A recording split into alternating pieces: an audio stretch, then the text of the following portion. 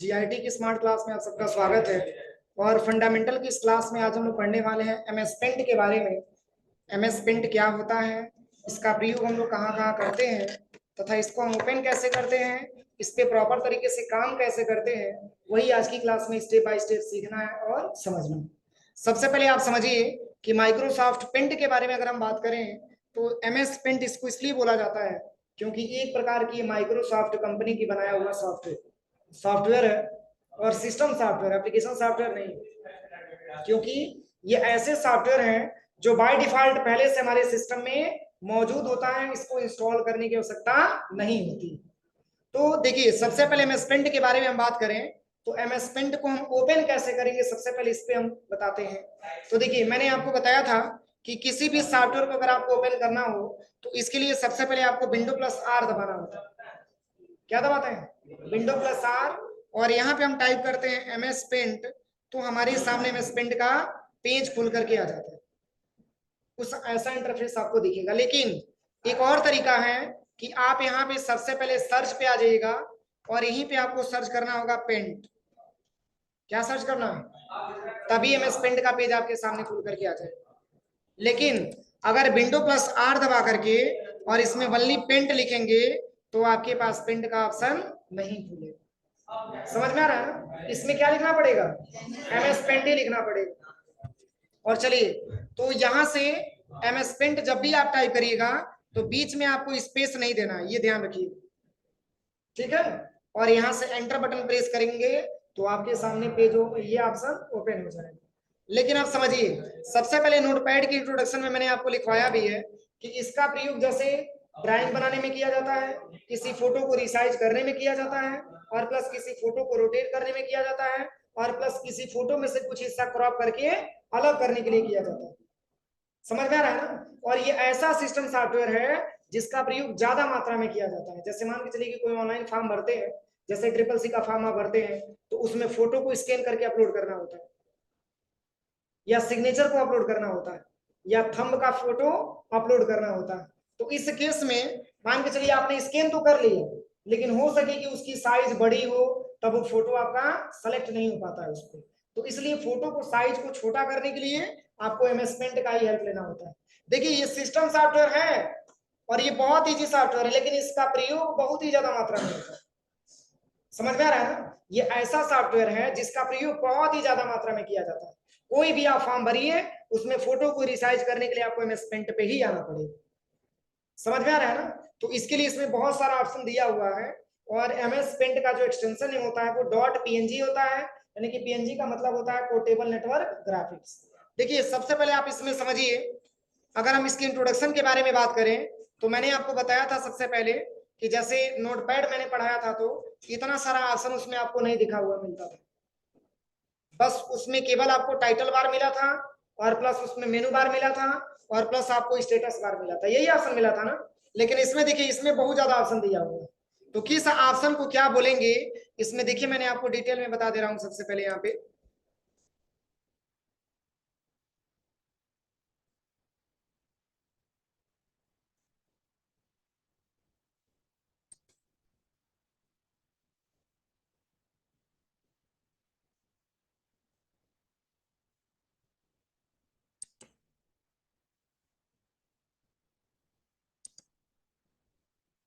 जैसे देखिए, मैंने आपको बताया था,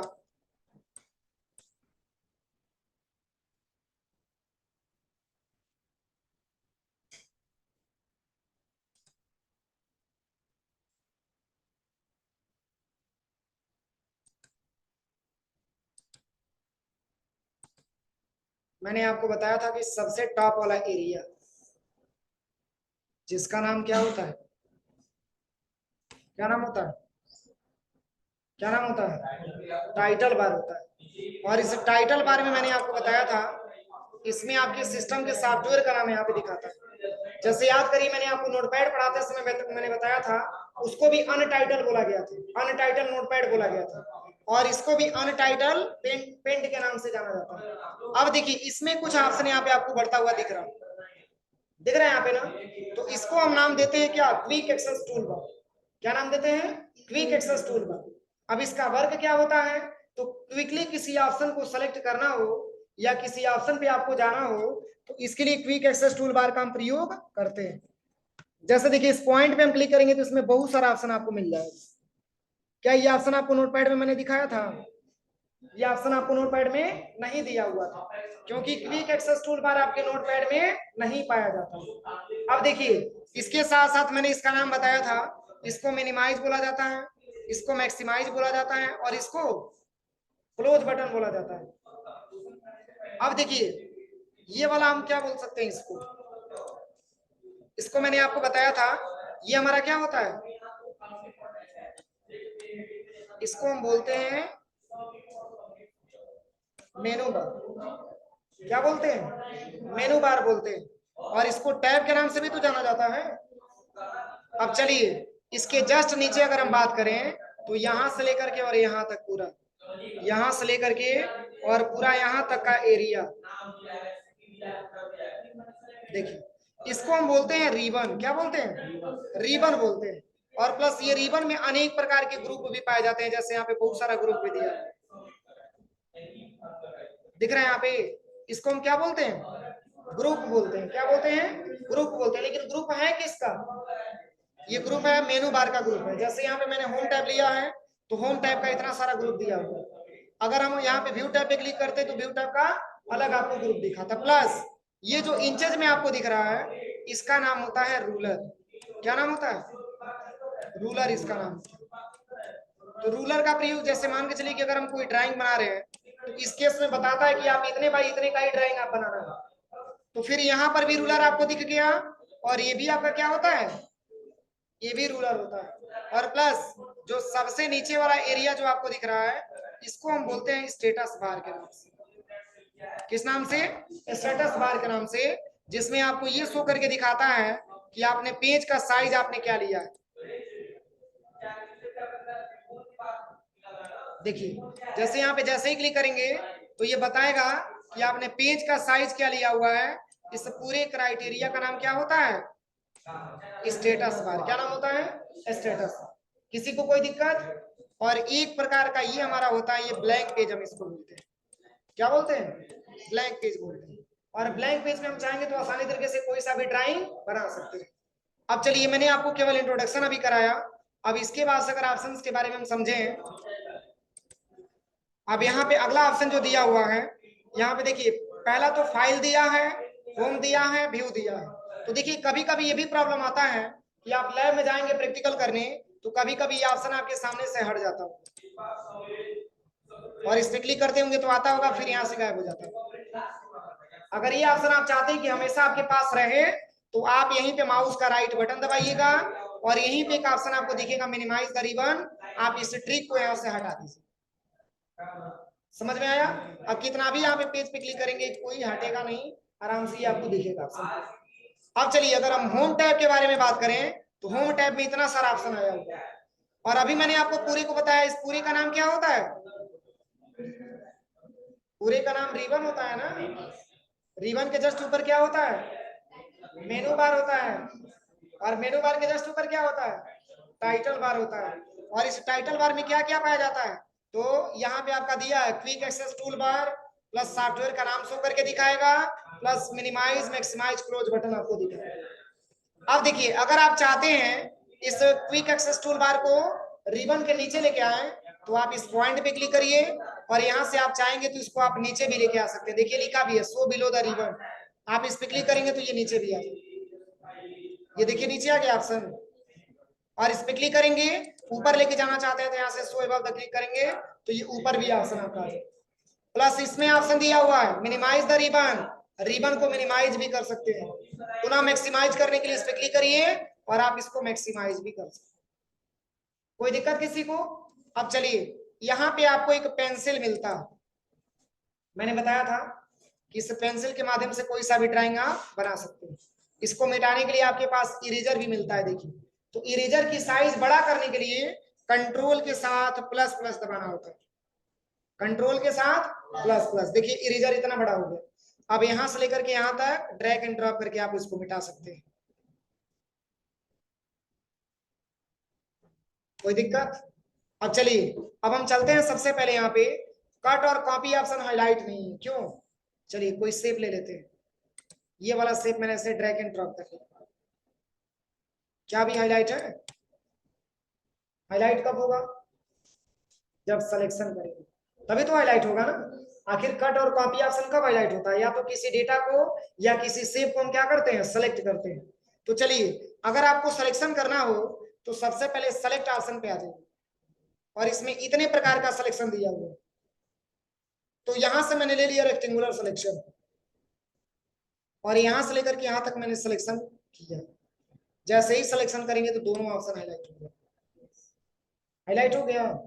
अब चलिए यहाँ पे आप चाहेंगे तो इस तरीके से आप एक जगह से दूसरी जगह लेके जा सकते हैं, लेकिन अगर आपको कट पेस्ट करना है तो कट पेस्ट का प्रयोग होता है कि एक जगह से उठा करके दूसरी जगह रखना। तो इसके लिए आप यहाँ पे कट करिए, और कट करने के बाद Ctrl+V से पेस्ट करिए, या हम इसको यहाँ पे लेके चले आते हैं। यहाँ से मैंने Ctrl+X से कट कर लिया और यहाँ पे पेस्ट कर देते हैं Ctrl+V से। जैसे देखिए एक बार और बताते हैं, जैसे मैंने इस पेज को यहाँ से क्लोज कर लिया, फिर Window+R मैंने दबाया और यहाँ से मैं पेंट मैंने ओपन कर लिया, ठीक है। और कोई भी शेप ले लीजिए, जैसे मैंने यही वाला शेप यहाँ पे ले जाकर के मैंने ड्रैग एंड ड्रॉप किया। अब चलिए इसको हम सिलेक्शन करते हैं रेक्टेंगुलर सिलेक्शन से, और यहाँ से लेकर के यहाँ तक मैंने डेटा को क्या कर लिया, सेलेक्ट कर लिया। सेलेक्ट करने के बाद यहाँ पे कट कर लीजिए, ये फिगर यहाँ से गायब हो गया ना।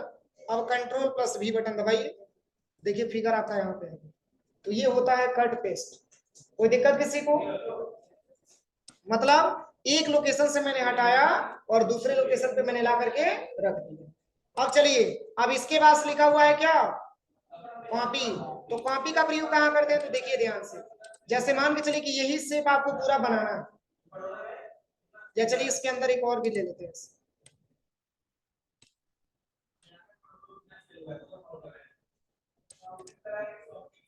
अब देखिए सबसे पहले सिलेक्शन पे आइए और रेक्टेंगुलर सिलेक्शन ले लीजिए, और यहां से लेकर के यहां तक डेटा को आप सिलेक्शन कर लीजिए। अब यहां से कर लेना है क्या, कॉपी। कॉपी करने के बाद अब कंट्रोल के साथ माउस का लेफ्ट बटन दबाएंगे तो इसका डुप्लीकेट बनता है। कोई दिक्कत किसी को? समझ में आया कि नहीं आया? अगर एक बार कॉपी कर लेते हैं, इसी का डुप्लीकेट बनाने के लिए कंट्रोल के साथ माउस का क्या बटन दबाना है, लेफ्ट बटन दबाना है। अब चलिए ये पेस्ट में दो ऑप्शन दिया है, एक पेस्ट दिया, दूसरा पेस्ट फ्रॉम दिया, दिया है ना, एक पेस्ट दिया, दूसरा पेस्ट फ्रॉम दिया। तो जैसे समझिए अभी पेस्ट फ्रॉम के बारे में हम बताएंगे, पहले पेस्ट के बारे में आपको मैंने बता ही दिया, अभी पेस्ट फ्रॉम के बारे में बताएंगे। पहले यहाँ पे सिलेक्शन के बारे में आप समझिए। अभी मैंने कौन सा सिलेक्शन बताया, रेक्टेंगुलर सिलेक्शन। अगर आप इस पे क्लिक करते हैं तो आप किसी भी डेटा को आयताकार के रूप में सिलेक्शन कर पाएंगे। देखिए जितना सिलेक्शन होगा उतना ही आपका अलग हो जाएगा, ठीक है। तो सिलेक्शन करते समय ध्यान दीजिएगा, ये सिलेक्शन करते समय ये ध्यान देना है कि कोई शेप हमारा कटना नहीं चाहिए, अगर कटेगा तो उतना ही सिलेक्शन देगा। देखिए इसमें से थोड़ा थोड़ा सिलेक्शन हुआ है ना, उतना ही अलग कर लेगा, ठीक है ना। इसलिए ध्यान दीजिएगा कि सिलेक्शन करते समय कोई भी ऑप्शन आपका कटना नहीं चाहिए। अब चलिए सिलेक्शन में मैंने रेक्टेंगुलर सिलेक्शन बता ही दिया, अब आता है फ्री फ्रॉम सिलेक्शन। अगर आप इसको ले लेते हैं तो जैसे देखिए हम सिलेक्शन कैसे कर रहे हैं।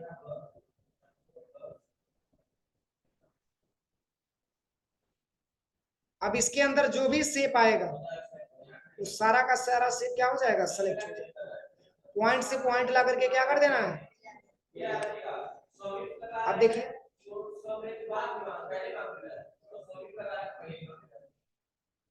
सबको सिलेक्शन नहीं किया है। चलिए एक और ऑप्शन बताते हैं, पुनः हम चलते हैं रेक्टेंगुलर सिलेक्शन को छोड़ करके फ्री फ्रॉम सिलेक्शन पे, और पुनः देखिए मैं कुछ इस तरीके से स्ट्रक्चर बना,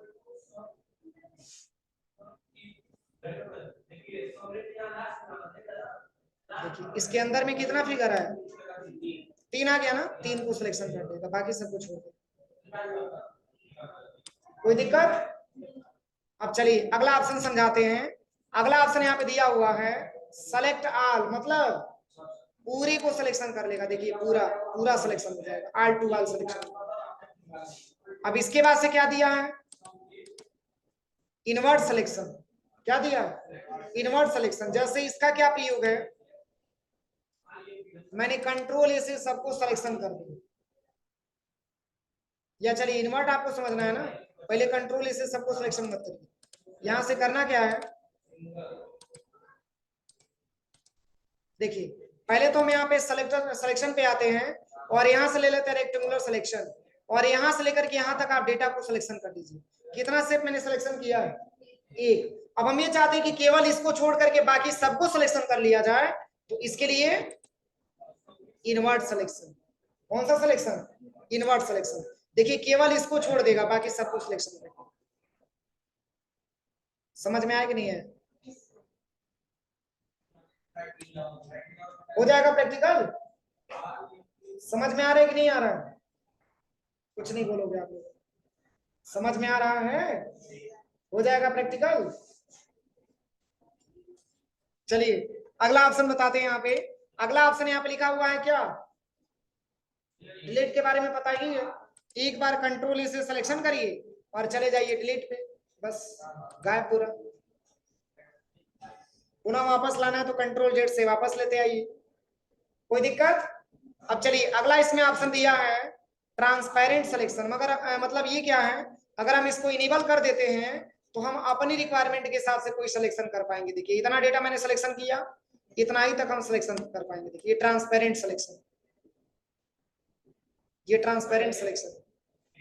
आप खुद देखिए, अगर हम इसको कहीं लेके जा रहे हैं तो कोई शेप पे प्रभाव पड़ रहा है, कोई शेप हमारा ढक रहा है, ये ट्रांसपेरेंट दिखा रहा है ना। अब देखिए, अब जैसे हम यहाँ पे आ जाते हैं, सबसे पहले यहाँ से ले लेते हैं हम क्या, रेक्टेंगुलर सिलेक्शन। अब यहाँ से लेकर के यहाँ तक सिलेक्शन करके और इसको आप हटाइए। देखिए तो ट्रांसपेरेंट का ये प्रयोग है कि जब आप ट्रांसपेरेंट को इनेबल कर देते हैं, जब आप यहाँ से ट्रांसपेरेंट को इनेबल कर देंगे तो आप अपने रिक्वायरमेंट के हिसाब से किसी भी शेप को आसानी तरीके से सिलेक्शन करिए और इसको एक जगह से दूसरी जगह लेके जा सकते हैं। कोई दिक्कत किसी को। अब चलिए ट्रांसपेरेंट का प्रयोग तो मैंने साफ बनाते समय भी बताया था ना। ये हो गया था सबका प्रैक्टिकल, हो गया था कि नहीं हुआ था,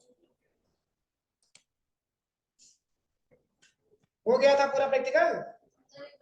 एक बार और बता दे रहे, देखिए देखिए सबसे पहले मैंने आपको बताया था कि कोई गोल वाला आप शेप ले लीजिएगा और इसको ड्रैग एंड ड्रॉप कर दीजिएगा। किसी ने बोला था कि सर आंख बराबर नहीं हो पा रहा है, हाँ छोटा बड़ा हो जा रहा है, तो छोटा बड़ा मत करिए, सही से बनाइए। यहाँ पे क्लिक करिएगा, एक आंख आ गया, फिर यहाँ पर क्लिक करिए, ये भी आंख।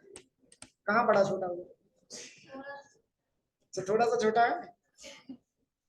चलिए नहीं, कॉपी करेंगे तो लेयर उठा लेगा, कॉपी नहीं करना।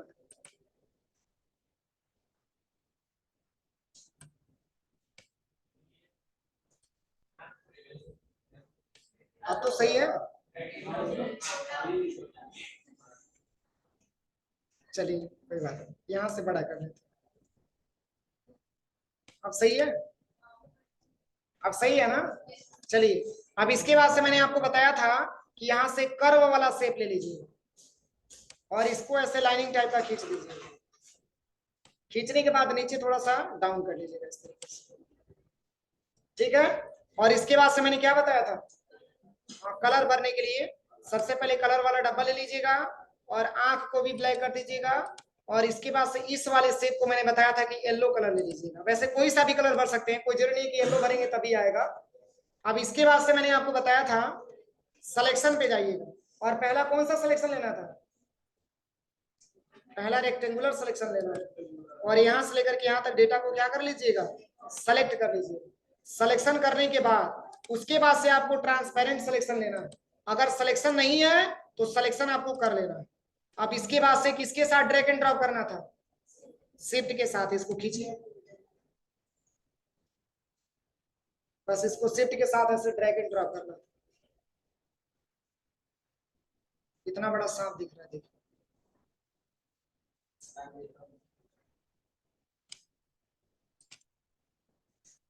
हो जाएगा। इसके लिए मैंने आपको ट्रांसपेरेंट सिलेक्शन बताया था, हो जाएगा। अब चलिए, अब इसमें और भी ऑप्शन दिया है, इसके बारे में हम बताते हैं, बन जाएगा सांप ना। चलिए इसमें और भी ऑप्शन दिया है, जैसे यहाँ पे क्रॉप ऑप्शन दिया हुआ है, तो क्रॉप, रिसाइज और रोटेट, ये तीनों बहुत इंपॉर्टेंट ऑप्शन है। तो क्रॉप का मतलब ये होता है कि जैसे मान के चलिए कि आपने किसी फोटो को क्लिक किया है और फोटो आपने कंप्यूटर में सेव कर दिया है, उसमें से कुछ हिस्सा काट करके आप अलग करना चाहते हैं, तो इसके लिए स्नीपिंग टूल का भी प्रयोग कर सकते हैं और इसके लिए क्रॉप टूल का भी प्रयोग कर सकते हैं। लेकिन अगर स्नीपिंग टूल को करेंगे तो क्या स्नीपिंग टूल साइज को छोटा बड़ा करने के लिए देता है? नहीं देता है। वो केवल फोटो में से कुछ हिस्सा क्रॉप करने का ऑप्शन देता है, लेकिन छोटा बड़ा नहीं कर सकते। और इसमें आपको प्लस पॉइंट ये रहेगा कि इसमें आप चाहेंगे तो उसको रिसाइज भी डायरेक्टली कर सकते हैं। लेकिन इस ऑप्शन के बारे में मैं बताऊंगा, इसके पहले आप पेस्ट फ्रॉम के बारे में आप समझिए। जैसे मैंने यहाँ पे कोई शेप ले लिया, ये वाला शेप मैंने ड्रैग एंड ड्रॉप कर लिया, ठीक है, और इसमें हम चाहते हैं कि इसी फोटो को ला करके एडजस्टमेंट कर दो। तो देखिए, अगर कंट्रोल ओ दबाएंगे तभी तो कंप्यूटर से कोई फिगर आप चूज करेंगे। तो देखिए, यहां से हम चलते हैं सबसे पहले डेस्कटॉप पे और यहां से हम कोई फोटो ले लेते हैं। जैसे कि एग्जांपल के तौर पे मैंने जो है ये वाला फोटो मैंने ले लिया, ठीक है, मैंने ओपन किया। तो देखिए क्या लिख के आ रहा है, कह रहा है कि पहले आप सेव करेंगे तभी हम उस फोटो को लेके आएंगे, अदरवाइज फोटो वैसे नॉर्मली नहीं है। तो जब डोंट सेव पे क्लिक करेंगे तभी फोटो आपके सामने आए। तो क्या ऐसा पॉसिबल है कि फोटो उसमें लग पाए? बताइए। तो इसके लिए पेस्ट फ्रॉम ऑप्शन का प्रयोग आपको करना होता है। तो देखिए बहुत इजी है। पहले आपको करना क्या है, देखिए पहले तो आपको इस शेप ले लीजिए और शेप को ड्रैग एंड ड्रॉप कर लीजिए, ठीक है। अब इसके बाद से आइएगा पेस्ट फ्रॉम पे, ये कंप्यूटर में लेके जाएगा और यहाँ से आप फोटो को ओपन कर लीजिए जो फोटो आपको लगाना है। सपोज कि मैंने यही वाला फोटो ले लिया, ओपन कर लीजिए इसको। अब वो ऑप्शन हटा है। अब देखिए इसको छोटा बड़ा कर लीजिए अपने हिसाब से, यहाँ से चूंकि फोटो बड़ा है ना, इसको छोटा कर लीजिए। यहाँ से छोटा करने के बाद इसको लेके आइए यहाँ पे एडजस्टमेंट कर। कोई दिक्कत किसी को? एक बार और बता दें। देखिए सबसे पहले आप शेप पे चले जाइए, शेप पे चले जाइएगा और ये वाला शेप ऐसे ड्रैग एंड ड्रॉप कर लीजिएगा, ठीक है। अब इसी शेप में आपको फोटो लेके आना है, तो पेस्ट फ्रॉम पे सिलेक्शन में ही रहिएगा और पेस्ट फ्रॉम पे आइएगा। पेस्ट फ्रॉम पे जब आइएगा तो यहाँ से अपनी कंप्यूटर में आपने पहले से कोई फोटो डाउनलोड करके रखा होगा। सपोज करिए कि मैंने यही वाला फोटो पहले से डाउनलोड करके रखा है, यही वाला मान लीजिए। इसको मैंने यहाँ से ओपन कर लिया। ओपन करेंगे तो फोटो छोटा है ना, शेप क्या है, शेप छोटा है कि बड़ा है? बड़ा है। तो इसी के हिसाब से इसको बना लीजिएगा ड्रैग एंड ड्रॉप करके। फोटो उतना अच्छा नहीं है, अब इसको ला करके यहीं पे एडजस्टमेंट आप कर सकते हैं। फोटो को पहले और भी छोटा कर लीजिए,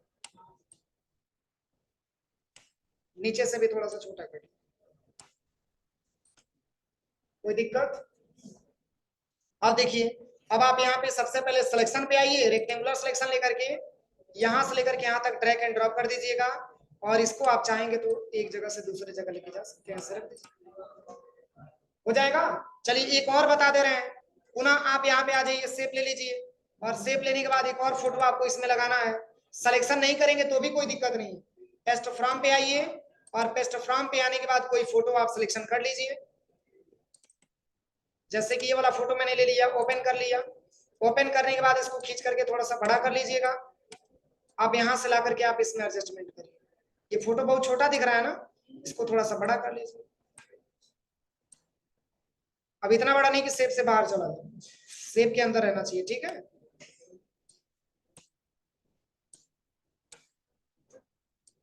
बस अब कैसे एक जगह से दूसरी जगह जाएगा, तो पहले तो हम जाके क्या करेंगे, सिलेक्शन करेंगे। रेक्टेंगुलर सिलेक्शन ले लीजिएगा और यहाँ से लेकर के यहाँ तक पूरा डेटा सिलेक्शन कर लीजिएगा। अब इसको आप यहाँ पे स्टार का सिंबल बनेगा, इसके माध्यम से लेकर के आप यहाँ पे कोई दिक्कत किसी को? हो जाएगा प्रैक्टिकल। अब चलिए, अब एक और ऑप्शन इसमें बताते हैं। अब क्रॉप, रिसाइज और रोटेट अभी पेंडिंग है ना, अभी पेंडिंग है ना। चलिए पहले एक ऑप्शन के बारे में आप समझिए। जैसे मान के चलिए कि ये पेज आप लैब में जाएंगे तो कभी इस तरीके से भी दिक्कत आ सकती है, ऐसा प्रॉब्लम आया होगा, शायद आया है। तो देखिए अगर ऐसी प्रॉब्लम आती है तो यहाँ पे माउस लेके जाएंगे तो यहाँ पे एरो बनता हुआ दिखाई देगा। देखिए एरो बन रहा है, इसी एरो के माध्यम से आप इसको खींच करके बड़ा कर लीजिए। ठीक है, बड़ा करने के बाद जैसे आज की क्लास में हम ये बताएंगे कि एमएस पेंट में पेज को ग्रेडियंट कलर में कैसे बनाएं। आपने ग्रेडियंट कलर देखा है, जैसे दो कलर का मिक्सअप तैयार करके कुछ अलग नहीं बनाया जाता है। जैसे मैं दिखा दे रहा हूं गूगल क्रोम पे आकर के, बस दिखा दे रहे हैं समझने के लिए। यहाँ पे चलिए, यहाँ पे हम टाइप करते हैं ग्रेडियंट कलर,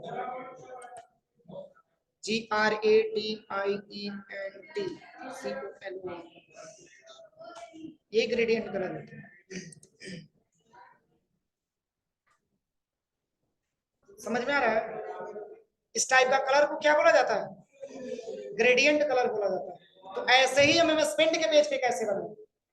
तो देखिए, इसके लिए सबसे पहले पेंट के पेज पे आ जाइए। अब एक बात बताइए, अगर आप वैसे नॉर्मल कोई कलर लेते हैं और यहाँ से कलर वाला डब्बा उठाते हैं तो देखिए सब पे एक ही कलर हो जाएगा ना, तो क्या इससे बन पाएगा? तो बनेगा, लेकिन कैसे बनेगा? तो पेज को डिवाइड करना पड़ेगा, पेज को दो भागों में बांटना पड़ेगा। जब तक पेज आपका डिवाइड होगा नहीं तब तक आपका दो कलर का कॉम्बिनेशन नहीं बनेगा। तो इसके लिए सबसे पहले यहाँ पे ले लीजिएगा शेप, कौन सा? लाइन वाला, और यहां से लेकर के यहां तक ड्रैग एंड ड्रॉप कर लीजिए।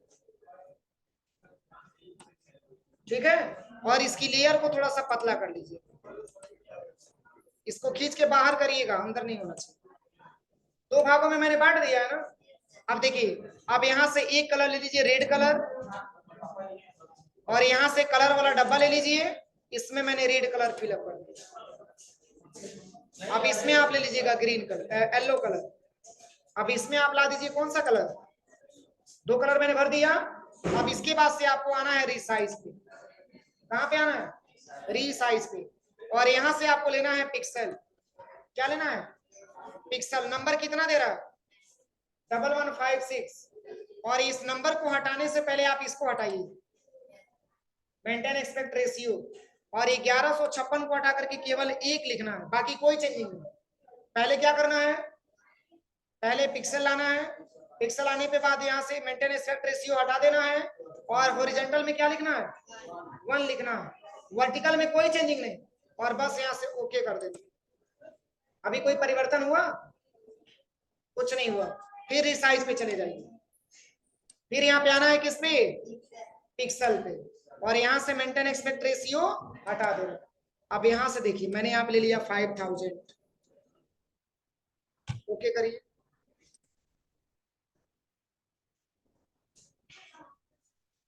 हो जाएगा? हो जाएगा कि एक बार और बताना पड़ेगा?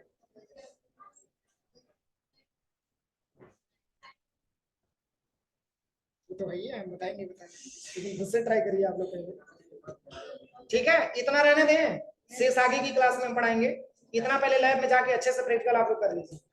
कोई दिक्कत किसी को?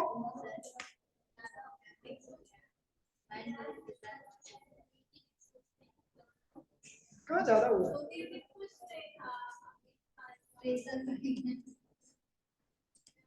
अच्छा चलिए, कोई दिक्कत नहीं, पहले खुद से ट्राई करिए, नहीं होगा तो फिर मैं